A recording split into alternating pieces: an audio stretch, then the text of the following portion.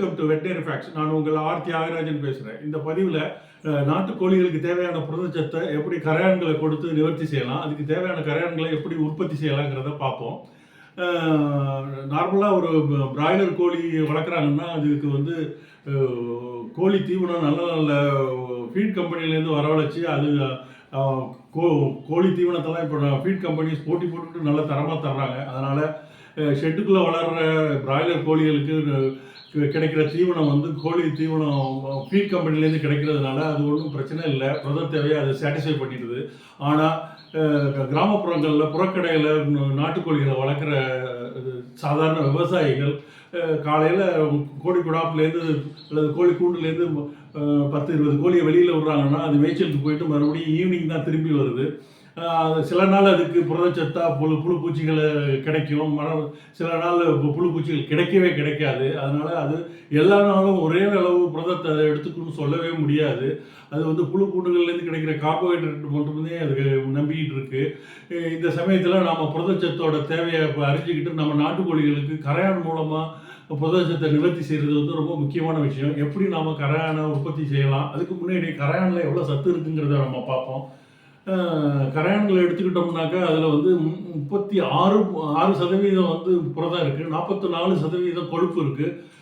100 gram கரையானில் 500 calories எரிசக்தி இருக்குது. அப்படி இருக்கும் பட்சத்தில் அதிக கொழுப்பு இருக்கிறதுனால அதை கொடுக்கலாமான்னு சிலருக்கு சந்தேகமாக கேட்குறாங்க. கொழுப்பு அவசியம்தான், ஏன்னா இது காலையிலேருந்து ஈவினிங் வரைக்கும் அங்கேயும் அலைஞ்சு திரிஞ்சு இறைக்காண்டி திரியுது. அப்படி திரியும் பொழுது அதுக்கு நிறைய எரிசக்தி வேஸ்ட் ஆகுது.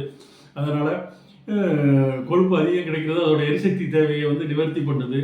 இப்போ நார்மலாக நம்ம தமிழ்நாட்டை பொறுத்த வரைக்கும் ஈரக்கட்டை கரையான்கள் தான் அதிகமாக உற்பத்தி செய்யப்படுகிறது. அதை வந்து ஆங்கிலத்தில் டேம்ப் வுட் டர்மைட்டுன்னு சொல்கிறோம்.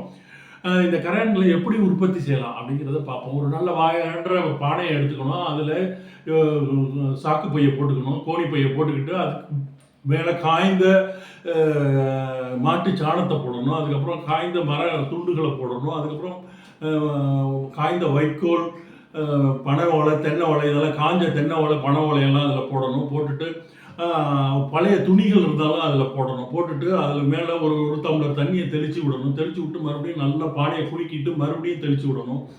இது மாதிரி 3 டம்ளர் தண்ணி அதில் போட்டு விட்டு அதுக்கப்புறம் கொஞ்சம் மாய்ச்சர் அதில் இருந்து செட் ஆன உடனே நம்ம அதை ஒரு நல்ல காற்றோட்டம் உள்ள மண் தரையில் அதை வந்து கவுத்து வச்சிடணும். கவுத்து வச்சோன்னா இன்றைக்கி மாலையில் கவுத்து வச்சோம்னாக்கா நாளைக்கு காலையில் கரையான் வந்துடும். அது ஒரு செம்மண் பூமியாக இருந்ததுன்னா. ஆனால் மற்ற பூமிகளில் 24 to 36 மணி நேரம் தேவைப்படும். இந்த மாலை நேரத்தை வச்சு அடுத்த நாள் காலையில் நமக்கு உற்பத்தி ஆகிற கரையான நம்ம அதுக்கப்புறம் இதை திருப்பி வச்சிடணும்.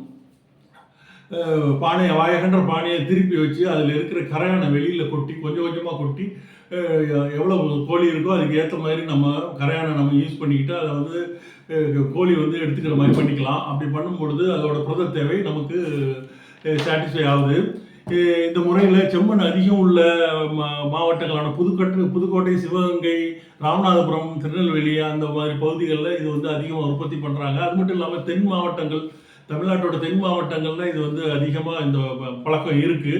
இது ஐப்பசி, கார்த்திகை, மழை நேரங்கள், அந்த நேரத்தில் வந்து கரையான் அவ்வளவா உற்பத்தி ஆகாது.